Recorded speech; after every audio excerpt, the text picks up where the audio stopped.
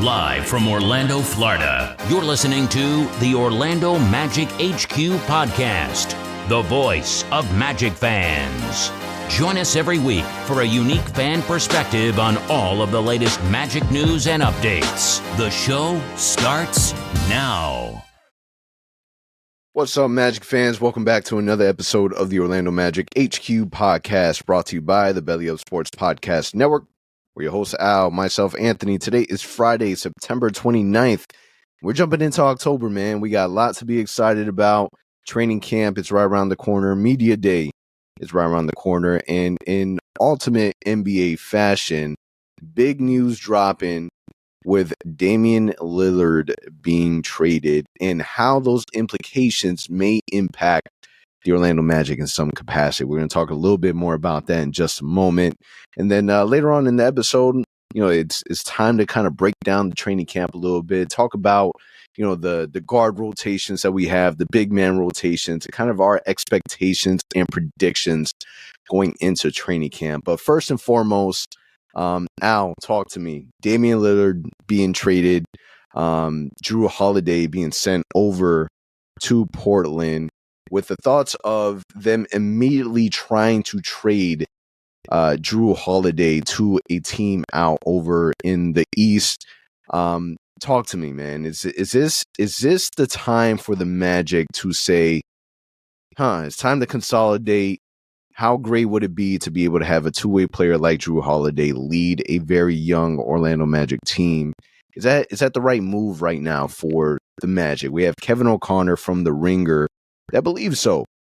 He believes that the Magic should, and says the Magic should go after Jrue Holiday, upgrade at the point guard, fit some multiple ball handler offense, a needed veteran, plenty of ways to assemble a deal that makes sense for Portland. Obviously a little, I take it as a little shots, right? Kind of saying Markelle Fultz is not up to par, and he's not wrong. He's not Jrue Holiday, but we are expecting a big season for Markelle Fultz. So give me your thoughts. Is now the right time to pull the trigger for a player like Jrue Holiday? I mean, how can you disagree? I mean, anytime you have a chance to get, like we talked about last week, about getting a shooter in Buddy Hield, right? Somebody who's an elite talent at shooting the ball. Here's kind of the different thing. With Jrue Holiday, you're thinking about elite on the defensive end. And one thing about the Magic that we know, the front office, they love defensive players. They love guys that go at it on the defensive end. So he fits that mold. He fits the mold of being a vet in the locker room, a great leader for our guys. The same issue that we talked about Buddy Hield last week applies here, though, and that is that he is going to be due a huge contract next offseason. Is he the guy that Magic should cash in and give a big contract to? That's the debate. But from a fit standpoint, if you think about it, just fitting in with the team, he fits in perfectly, man. Like, even if you keep Markelle and you trade some other sort of package to make it happen, he can be a shooting guard in this team that can do fairly well. I saw people complaining about the fact that he's not really a shooter. Well, guess what? He shoots a better at the moment than Jalen Suggs does. So if you're thinking that Jalen Suggs can start on this team and be a good player for us right away, Jrue Holiday will take us to the next level. He is what we hope Jalen Suggs becomes eventually in his career. So it makes a ton of sense. But being honest, like we talked about last week, I really don't think the Magic pull the trigger and make a trade this late into the offseason. I just don't see it. But it's definitely intriguing, and it's worth having a conversation if you ask me. Yeah, I mean, you're looking at a player that obviously was a difference maker for Milwaukee Bucks, that was able to help Giannis get over the hump and finally win that finals. You know, he's obviously a player that could drastically, you know, speed up this movement that we're having in Orlando, but it's not really the right time. I don't think that it is. You know, we're literally a few days away from getting this train kind of started, and you're looking at a player that is going to be becoming a unrestricted free agent. He's coming off a year where he just made $37 million. And he has one more big contract in him. He's 33 years old. This is the peak of prime. From this point forward, it's kind of going downwards. Is this the right move? You know, some people can make the debate that it is. the Magic definitely need some really solid veterans, and Joe Ingles is not enough. Outside of Joe Ingles, you're talking about a group that has a very, very young veteran presence. But let's be honest, it would be an upgrade with from Markelle Fultz. That doesn't mean that I want it to happen. I am all on the Markelle Fultz train. I think that he is the leader of this team. He is the one that's going to guide us and lead us to the promised land, right? And I think that for right now, you just you go with what you have, man. You revisit it, during the trade deadline, and then kind of go from there. But could he help this team? Absolutely. Do I think it's the right move right now? No, not even a little bit, not even close. If there's one thing that you can say about the Orlando Magic, is that there is a level of team chemistry that not many teams can honestly say that they have. And I think by making a move like that right now, it's just not the right time. You got a lot of players that put in a lot of great work this offseason going into this season, and I want to see that through. So for right now, I would definitely put a pause on it, and then kind of figure out what's available in the trade deadline. I think so too. I think it's the right thing to do. You've committed to seeing this thing through. You've committed to seeing what these young guys will look like with another offseason. For the most part, everyone was healthy. So this is the first time Markelle had a full offseason that he was healthy. Jalen Suggs, same thing. J.I., same thing. So to your point, again, anytime you can acquire a talent that is elite in this league, you got to consider it. But to your point, you've held this thing together for so long, hoping to see what they look like fully healthy. Commit to it at this point. Now, let me ask you this question. Two-part question. So first one is, if you could trade for one, Buddy Hield or Jrue Holiday, assuming that Buddy Hield will be cheaper, of course, than Jrue Holiday, which one will you go for? One. And two, say that Magic don't make a trade today. Do you anticipate a big trade, and I'm talking about a significant trade, in the next 12 months? So I'm talking about between now till the start of next season. Do you think we see the Magic finally pull a trade to consolidate, to acquire talent, to take this team to the next level? I think they have to.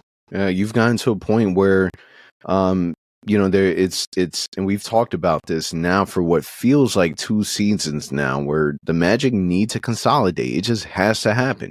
It's at a point where it's almost unfair for certain players. The Magic need to consolidate. And I believe that this is a season that it will happen. But if I had to choose between Jrue and Buddy right now, my heart would lead towards Buddy, just because he addresses a few of the needs. We know that our shooting guard position is our weak point when it comes to our starting lineup.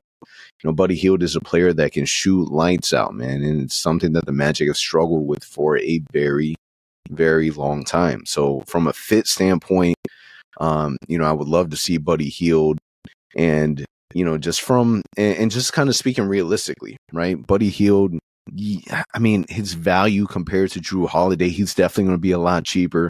In order for the Magic to be able to trade for a player like Jrue Holiday, that's $40 million that you have to be able to compensate and match, right? So you're looking at, maybe Gary Harris, maybe Jonathan Isaac, throw in the filler, whatever case may be.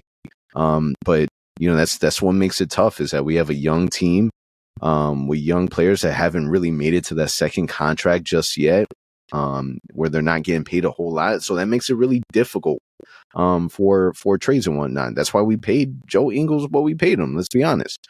But right now it would definitely be Buddy Hield. I'm a believer in Markelle Fultz. I think he's one of the most unique players in the NBA that hasn't been able to be, like, no one can duplicate him and kind of do what he does.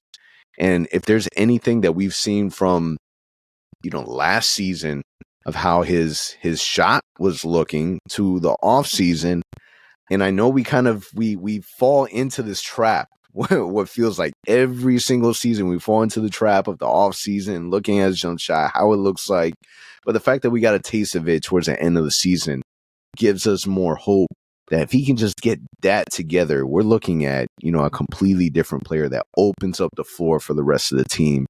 And who knows what the impact really is going to be from, a junior year of Franz, a sophomore Paolo, and seeing the new additions, man. We don't know how, the addition of Anthony Black and Jet Howard is really going to impact the rest of the guys, right? Jet Howard could be that missing piece that we needed from a shooting standpoint, and you think about Anthony Black and Jet Howard compared to, when we drafted Jalen Suggs and Franz Wagner.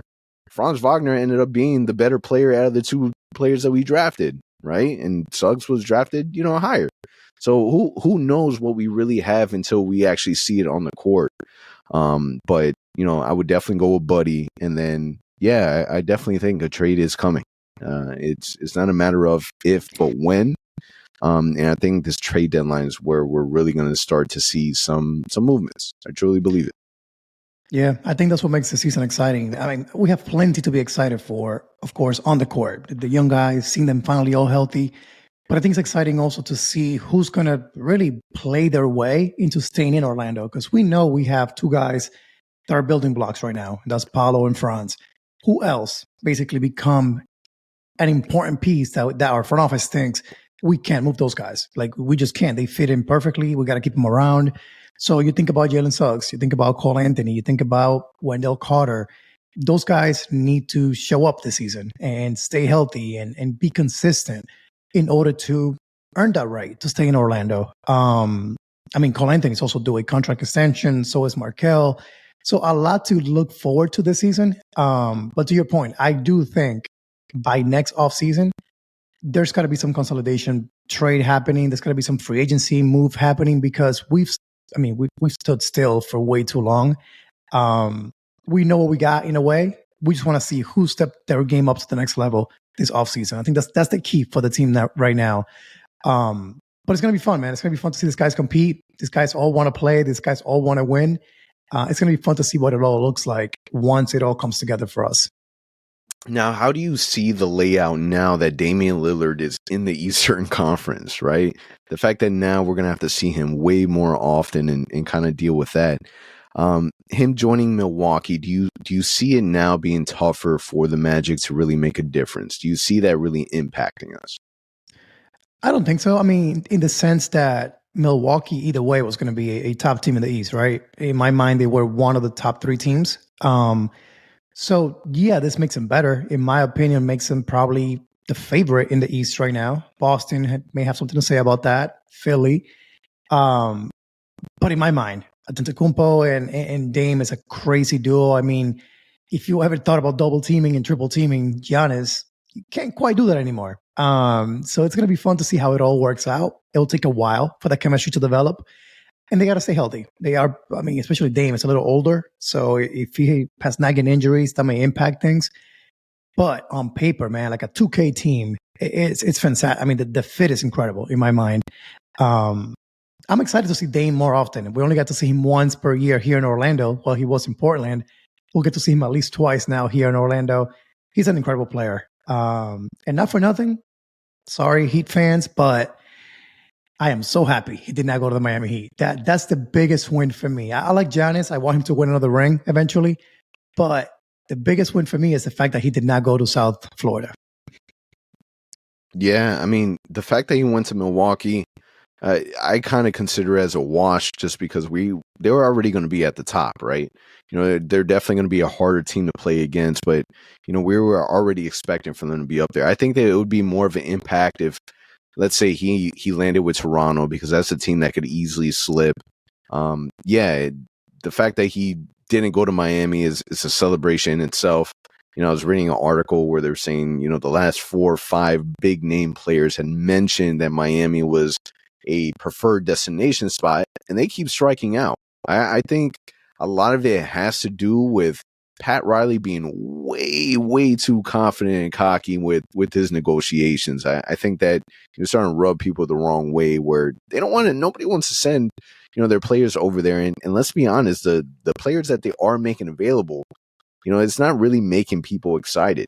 And I think that a lot of the trade value for Tyler Hero really dropped with the fact that they were able to be successful without him. So that's definitely tough. It's also, kind of wrong place, wrong time with Portland with the fact that they have so many young guards. So yeah, for them, it didn't make sense for Miami to kind of, dangle Tyler Hero out there as if it was going to be a big deal for them. So glad that they missed out on it. Great for us. And Miami's just, they surprised everyone last season. Great. But at the same time, Jimmy can only do so much by himself. He desperately needs help. Bam isn't the player that people expected him to be. Kyle Lowry is, it's old. Kyle Lowry. And nobody's scared of Kyle Lowry, So, Miami is a team that is starting to, kind of fall off a little bit, little by little. They are literally one Jimmy Butler injury away from it falling apart. And That's he it. has so much on his shoulders. I love Jimmy. Hate that he plays for Miami. Love Jimmy. Love the story. Love the fight, the grit, all of it. But it's only, let's be honest, it's only a matter of time before that team kind of just evaporates. But I got to say, too, major props to the Portland front office. It's truly the first time I see a team say, it's not about you. It's we gave you all this money. You chose to stay here. You want to get traded? Cool. We'll trade you. It just won't be where you want us to trade you by force. So I love the fact that front offices are kind of doing that more often now. They're like, hey, we can trade you, but it just won't not be where you want to. I want to see more of that, man, because at the end of the day, I get it. Players have power. We've talked about this before on the podcast, but enough is enough, man. I mean, you can't sign a $200 million contract and a year later say, hey, guess what? I want to go to the Lakers and that's it. No, we're going to lose a ton of value by trading you. We're going to get the best package for you and good luck. I don't know how real the rumors were that Dame was not going to play. Supposedly, if he got traded to other teams, whatever. If that happens, the NBA will have to step in and control that. But I just got to say, major props to the Portland Trailblazers front office for what they did, man, because, again, it is getting out of control a little bit. Yeah, I agree. And I think that it's a big win for small market teams across the board, man. Portland not allowing themselves to get bullied in a situation where, let's be honest, Dame really put, for all the love that he had for Rip City, he put them in a really tough spot. But let's be honest, Portland kind of put him in a tough spot also. He didn't want to leave. He got pushed out. He got pushed out by, the decisions that they were making. And obviously drafting Scoot Henderson is not, another way to convince him that team was invested in him. The writing was on the wall. It's been like that for the last few seasons. How many times have we had personal conversations of, man, that dude should have left a long time ago?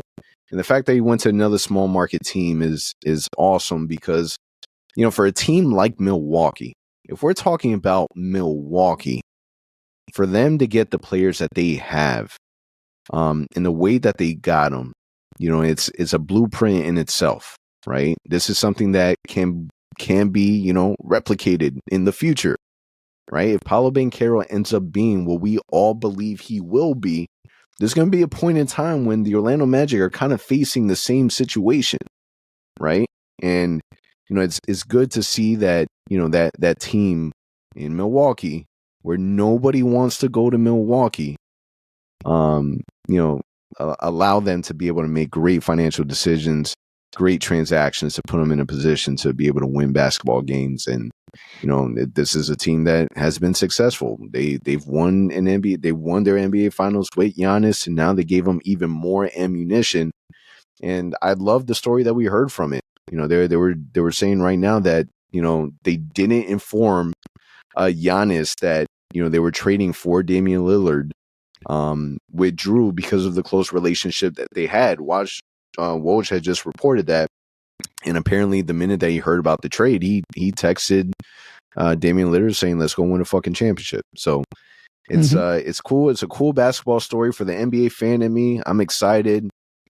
And I'm looking forward to see our young team go against them. Yeah. And I got to say, too, I think it's one of those trades where it was truly a blockbuster trade.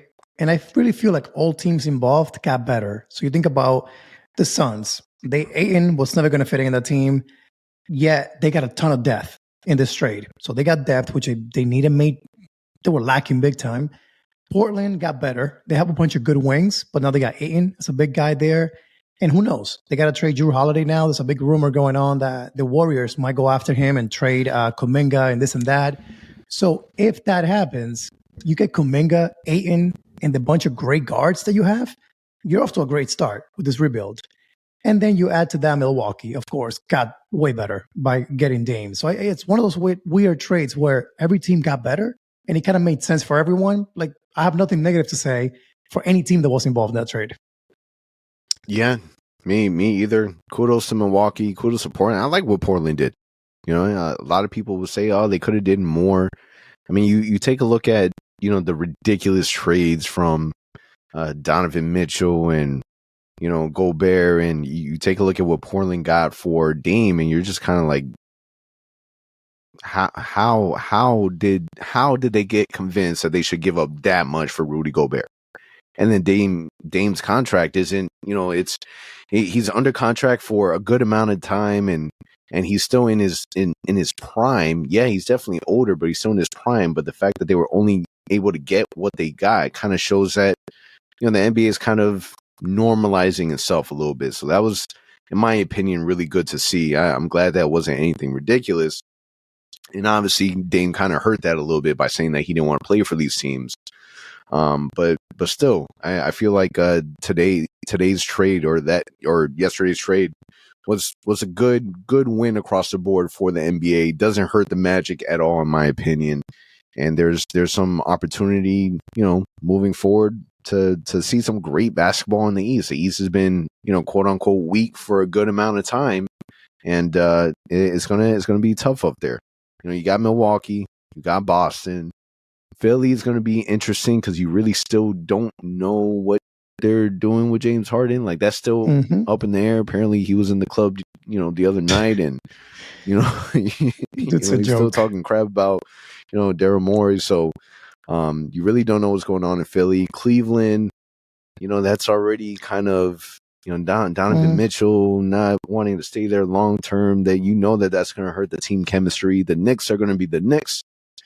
Brooklyn, Mikal Bridges, he's there. Ben Simmons talking about he's going to be an all-star and return back to form. So who knows what's going on in Brooklyn? Atlanta's another question mark. So I say all that to say this, that, you know, obviously the goal is to win games and win as many games as possible for the Magic.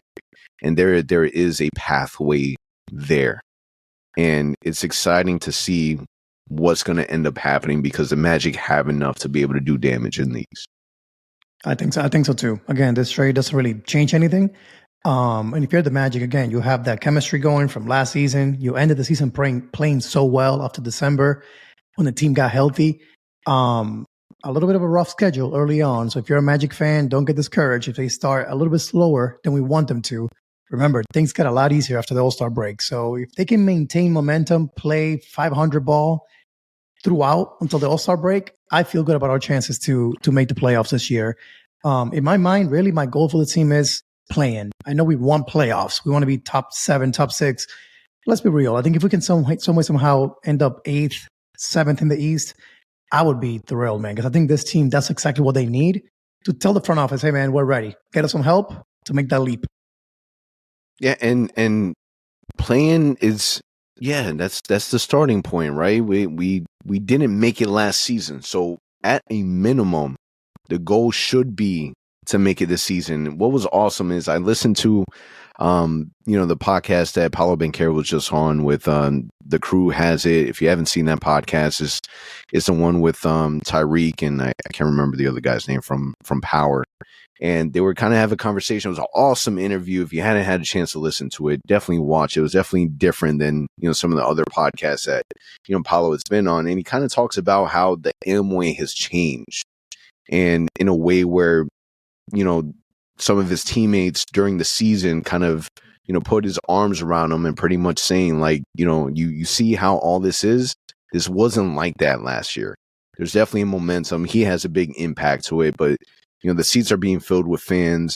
We're starting to, you know, the fans that are going to the games, they're responding back to some of these chants that we're getting from Boston, from New York, from Miami. We're fighting back, and there's definitely, you know, life being brought back to the Amway from a fan perspective, and there's a lot to be excited about. And it's exciting in the aspect of now there's expectations to where that hasn't been the case. Every year for the last few years has been draft.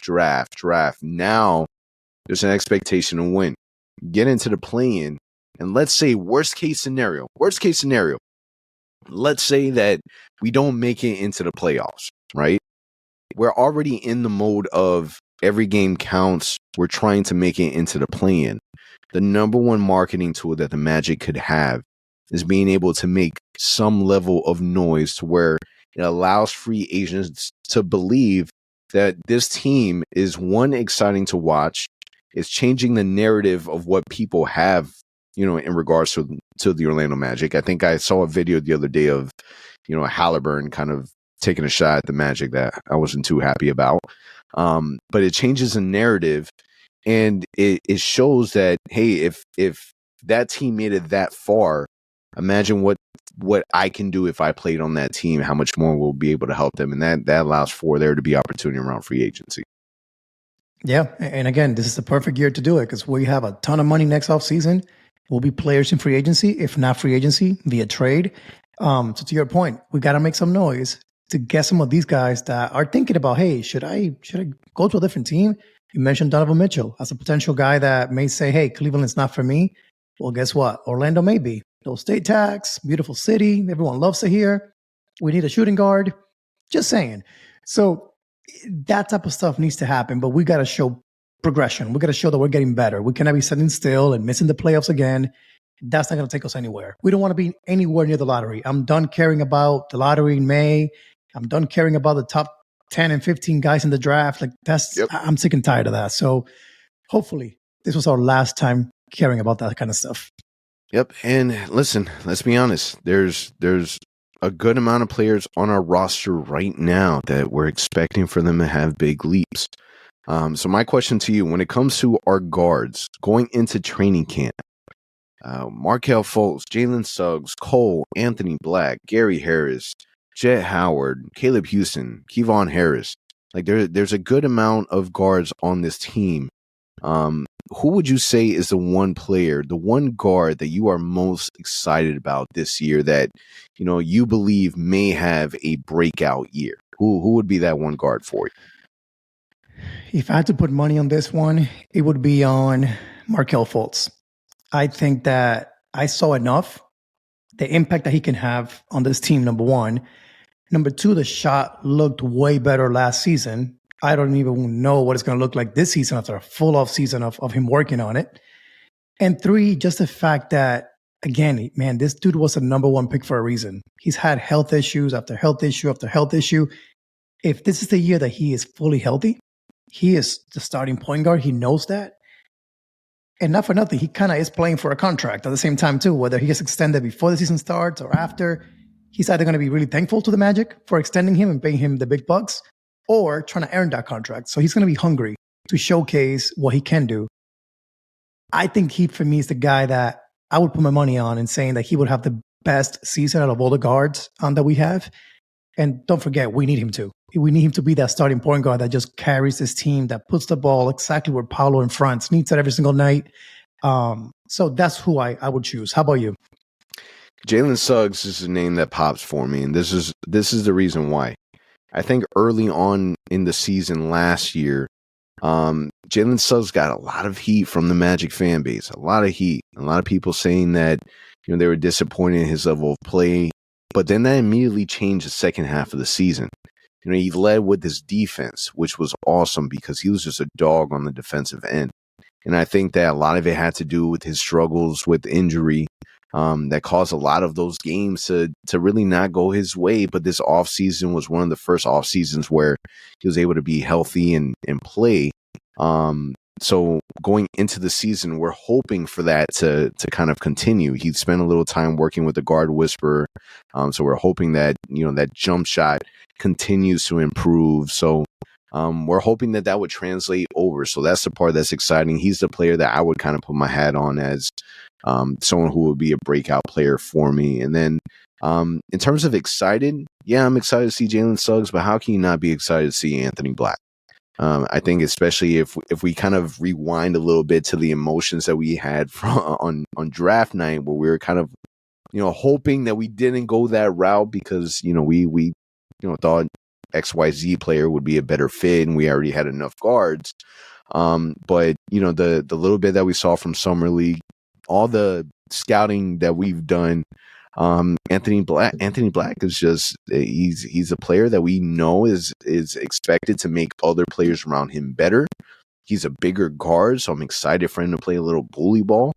And I think that he's going to fit well with the Magic. The guard rotation is going to be interesting. I can't wait to see what Coach Mose has up his sleeves. I am expecting for Anthony Black to kind of move around and play different positions, where he's able to have a good amount of time 1 through 3.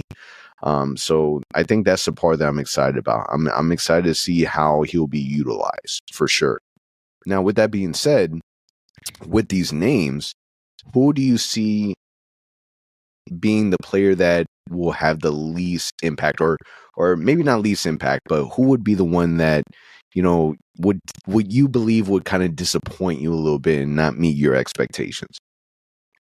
It's hard to say right now, but I'm going to go actually the guy that just talked about. I think Anthony Black may have a tough time finding his role on this team, and mainly just because we have so many guards that have been with the Magic for a while, know the system, and are simply better fits today. You think about, again, Jalen Suggs, Cole Anthony, Markelle Fultz, Gary Harris. Like, those are all guys that know the system. They've been here for a long time. They know what's expected. Caleb Houston, another guy that may take a leap. He's a great shooter. When he's shooting, would he play in front of Anthony Black to start the season? So I think he'll have a tough time kind of figuring out where do I fit. In my eyes, he's a point guard. Anthony Black, that is. Like, he is a point guard. He needs the ball in his hands. He's got to play the point guard position to be successful. And again, you have Markelle, you have Cole Anthony. How does that all work out? So I think because of that, I think that early on especially, he'll have a tough time kind of figuring out, what do I fit in? How can I make myself useful in this team? Now, with that being said, from a shooting guard perspective, who do you believe will start as shooting guard at the beginning of the season, opening night? Do we go back with Gary Harris? Do we go, could Anthony Black win that, right? Probably not, but I guess I say that to say this. Whoever you believe is the starting shooting guard, Jalen Suggs, Gary Harris, whoever you believe is the starting shooting guard opening night, do you believe that person will keep it the whole entire season and end the season still being our starting shooting guard? I doubt it. I'm going to go 51-49, leaning towards Gary Harris. If you're trying to win, you need shooting in the starting lineup. Like, you need someone that can spread the floor for Franz and Paolo. So if you're trying to win, Gary Harris is that guy, in my opinion, by an inch. If Jalen Suggs' shooting has gotten that much better, then maybe not. And I'm perfectly fine with that. I do want to see Jalen Suggs and also go all young with the starting lineup. But the reality is, you need a vet out there that can play. Gary Harris was hurt a lot of last year, but when he did play and he did shoot the ball, he's one of the best three-point shooters in the league. So you got to play him. But I do think that he might get traded at the trade deadline. So all that to say that by the end of the year, Jalen Suggs might be the starting shooting guard. So again, it's going to be a weird year just because our guard rotation, man, is going to be crazy. Like, there's so much competition, which I love. Right now, if you're trying to win and make the playoffs, Gary Harris, to me, is the one that deserves to start. He might not get the most minutes, but he may start. Yeah, you actually kind of beat me to my prediction. I believe Gary Harris definitely will end up starting. And then just from a contract perspective, I think his contract would be one of the easiest to move in any deal. And then I think that ultimately Jalen Suggs ends up winning it. The shot has to be there, and I think that that's going to be the struggle. I think that's the thing that everyone is going to definitely keep an eye on. But I think that one of the things that we can definitely hang our hat on, and we can all agree on, whether you're listening or watching on YouTube, is that this second unit is going to be exciting to watch. If anything, there might be some games where I'm more excited to see the second unit than the starting five. You take a look at the second unit, you take a look at, Cole Anthony, Anthony Black, Jonathan Isaac. You're excited to see what the hell we're gonna have with Joe Ingles and how much time that he's gonna end up playing. Jet Howard, you have, and Mo and all his antics. Like, you have a second unit where they're gonna be fun to watch. And there's been many times last season where the second unit saved the starting five, where starting five weren't playing well. Second unit comes in with the energy and they get us back into the game. And I think I'm looking forward to seeing that continue, because that there's going to be nights where Paolo isn't going. That there's going to be nights where, Franz isn't having the best games, and it's going to be the second unit that comes in and kind of saves the day. So that kind of leads me to our next topic: forwards. What are your expectations, or what are you most excited about when it comes to Paolo, Franz, J.I., Chuma, Ingles, and Schofield? I mean, this is the core of the team, right? You got three guys in that list that are supposed to be difference makers, really the cornerstone of our team. So you got Paolo and Franz for sure. But don't forget, it wasn't too long ago that J.I. was in that list as well, before all the injuries and before all this stuff happened. We've said it many times in this podcast before, and I'll say it again. I have zero expectations in J.I. Like, I'm not counting on him being a difference maker. I'm not counting on him being a guy that's going to play 30 minutes a night. Zero. Whatever we get from J.I., to me, is an extra, right? So if he can stay healthy, and I'm going to say play 60 games this season, dude, to your point, like, the bench is going to be ridiculous. That's number one. But number two, J.I. will make us a much better team. I mean, I'll never forget that game when he was playing last season against the Celtics, when he single-handedly shut down Jaylen Brown, got the layup, came back, got the block. Like, Amway was rocking, and it was all because of this dude. I don't care what you think about him personally and his off-court antics, but I will just tell you, as a basketball player, this dude has the skills to be the defensive player of the year. He still has that in him. So, again, zero expectations. Paolo and Franz, we know what they are. Cornerstones. We need them healthy. We need them getting better. That's it. But J.I., man, he to me is the key to us being a true playoff team. Him and Markel, in my opinion. The rest, Chuma, Joe Ingles, Schofield. I mean, Schofield, we know what he does. When we're needed, he shows up and does what he needs to do. Joe Ingles needs to be a great vet, man. He needs to be a great shooter for us, which I know he is. He's always been throughout his career. I just don't know where you play Chuma and Joe right now. Like, I'm a little confused about their fit on this team. Chuma might be on his last legs. Like, if he cannot figure it out this season, he's done. And I'm not talking about the Magic. I'm talking about in general, because he can't stay healthy. He hasn't been able to shoot it well. So he has to step up this year. But to me, this whole group, the forwards, it all starts with Paolo and Franz. And truly, that's the cornerstone of our team right now. Yeah, listen, we're going to see an improved Paolo, a more polished, more efficient Paolo going into his sophomore year. Franz Wagner, world champion. We're obviously expecting big things from them. Those are the things that we know, right? We know those. This team can literally go multiple notches, all depending on the health of Jonathan Isaac. We know this. The big concern is, or was last season, is he still the same player throughout all these injuries? And with a very small sample size. When I mean small, I mean 10, 11 minutes worth of game, right? Small sample size, we're able to see a glimpse of that. And that's the part that it's enough to give us hope. Hope in the sense where we knew last season, yeah, we were fighting for, to be able to play meaningful basketball towards the end of the season. But let's be honest, the draft was still on our mind, right? This season is all about the wins. This season is, we're playing Jonathan Isaac. We're not babying anymore. Like, this is now the time to put it out there. And with him being ready to go for training camp, which I can't even remember off the top of my mind, when was the last time that we had Jonathan Isaac ready for training camp? Couldn't tell you. Couldn't tell you honestly. I've lost. It's all blending together. Pandemic. A lot of things has happened in the last few years. I can't tell you when exactly. But what I can tell you is, if the Magic are able to get a healthy Jonathan Isaac, we might just have the best second unit in the Eastern Conference. That just might be what it is. Because, man, just even thinking of, or flashbacks of the little glimpse that we saw Jonathan Isaac and Jalen Suggs playing together in that second unit, it was exciting. Crazy. Jonathan Isaac could have did the small, it could have been just a pickpocket. It could have been just a easy fast break. And it was the most exciting thing in the world. And Magic Twitter was going nuts over it.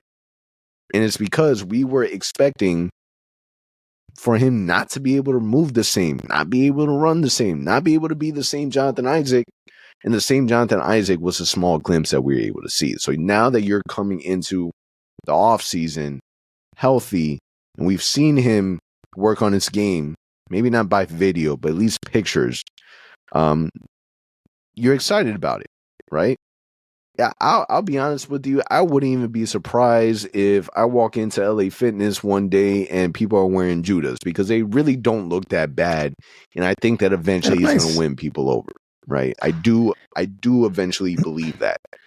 And he's going to do that by doing what he does on the basketball court. And there's still a lot of game left for Jonathan Isaac. Now, who would you say outside of, Paolo, Franz, and J.I., because we know that they're going to get a good amount of playing time. So it's really between Chuma, Ingles, and Schofield. Who's going to see the pine more often than we are expecting? I would have to say Chuma, maybe. That's just my take. I think that Chuma might be that guy. I think Joe Ingles was brought in for a purpose. That was to help us win games. That was to be a good vet, to add shooting to this team. So you got to play him some way, somehow. You got to give this guy minutes. You got to get him to be a leader on the court for this team, besides just being a guy that leads us in the locker room. So I expect him to get minutes. I don't know how many, but I do think he'll play probably more than Chuma early on. Schofield, of course, a two-way. He won't play that much. So I would think that Chuma early on, it's going to have to wait for an opportunity, whether it's an injury, whether it's whatever it may be. But I don't think he'll be part of the rotation early on in the season. How about you? I think that we'll see Joe Ingles more than what we're expecting. I think that his shooting is really going to come alive for us. And I think that's going to really help us out tremendously, just being able to stretch the floor. I mean, we're looking at, our first full season without a player like Terrence Ross, where he was a walking microwave, where he's able to light it up and really stretch the floor for us. And now we're kind of relying a bulk of that to come from Gary Harris and Cole. So I'm expecting for him to play a lot more than what people may think. I think with Chuma, it's tough, man, because he already fell out of the rotation last season. So this is a time, man. It's now or never.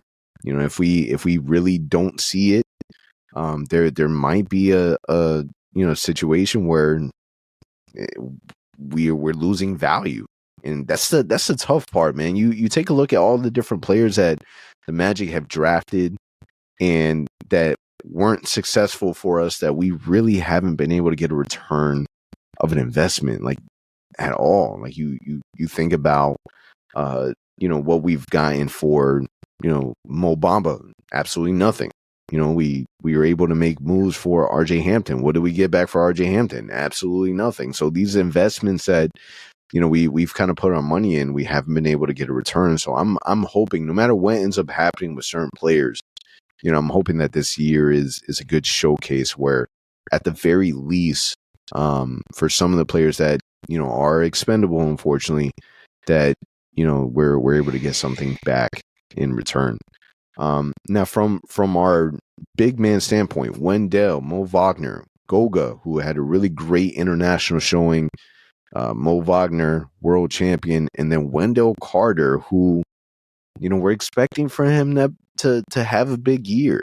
There's talks of the expectation from his camp of all-star. And we've kind of heard from, his trainer, the cheat code, that he sees that too. So, are you expecting a breakout year for Wendell Carter?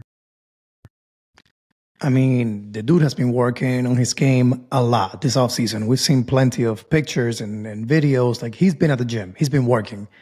Wendell, very much like Markelle, is one of those guys that may not put up the craziest numbers, but the impact they have on this team cannot be understated. Like, when Wendell was hurt last year and we depended on Goga and Mo Wagner to play, Mo Bamba to play, dude, the drop-off was significant in the way that this team performed. So I definitely think that he is due for a breakout season. His shooting took a major leap last season. If he can get a little bit better at it and basically force the defense to guard him at the three-point line, that's going to help Franz and Paolo that much more. So I do expect big things out of him, but the biggest thing I need him to start doing is blocking shots a little more. I think he's big enough, he's strong enough to demand more of a presence and protect the rim better. He's a great rebounder. He's a great physical presence.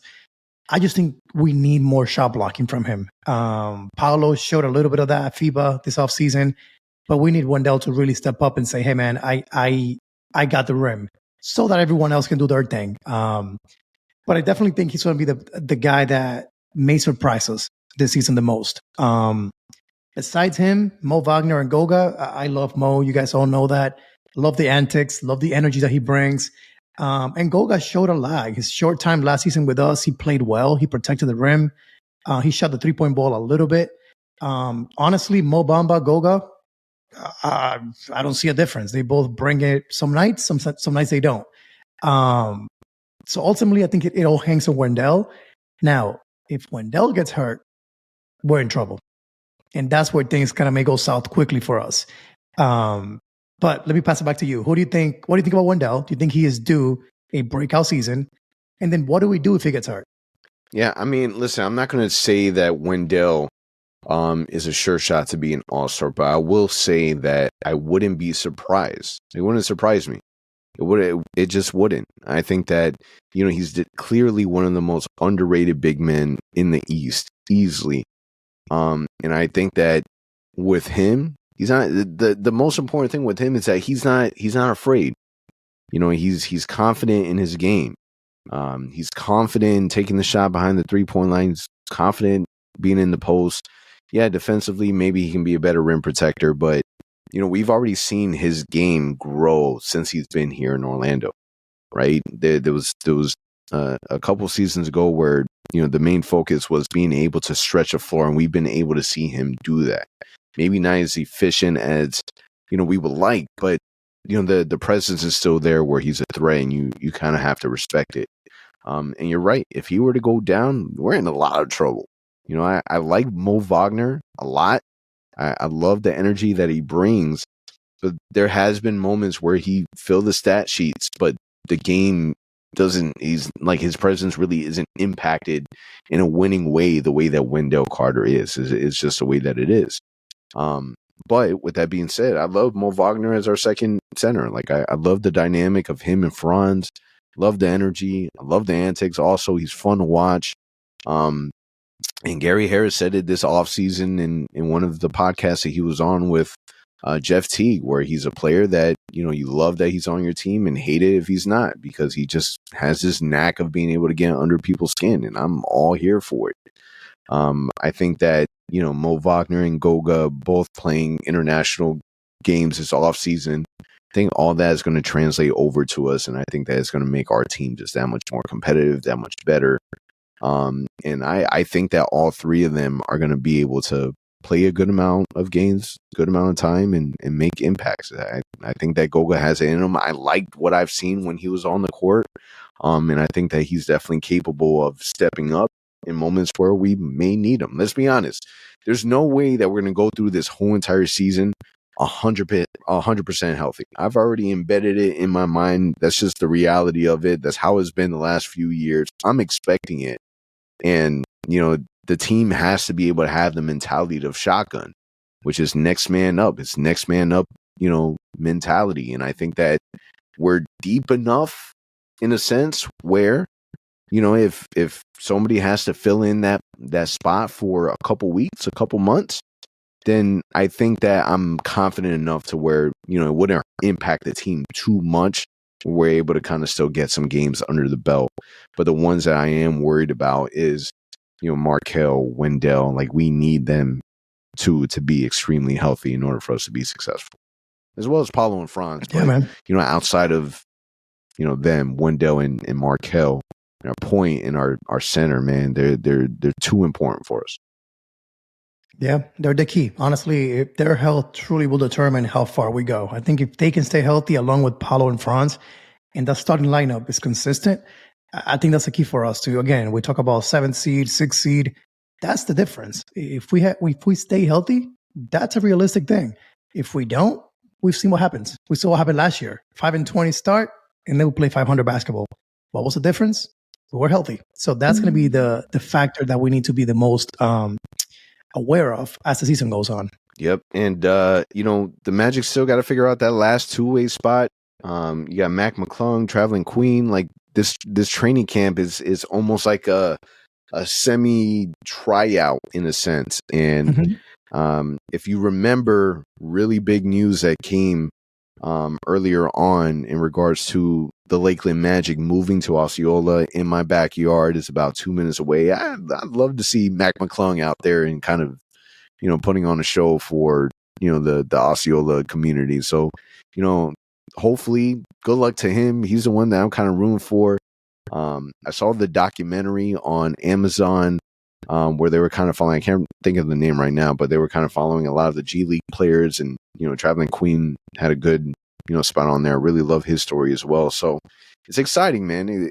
To have players on the two-way side is exciting. Kevon Harris, we already know is a beast, is a monster. I hope in the future that they find a way to kind of put him on a roster permanent. But that's just me. But man, Atlanta Magic basketball is almost back.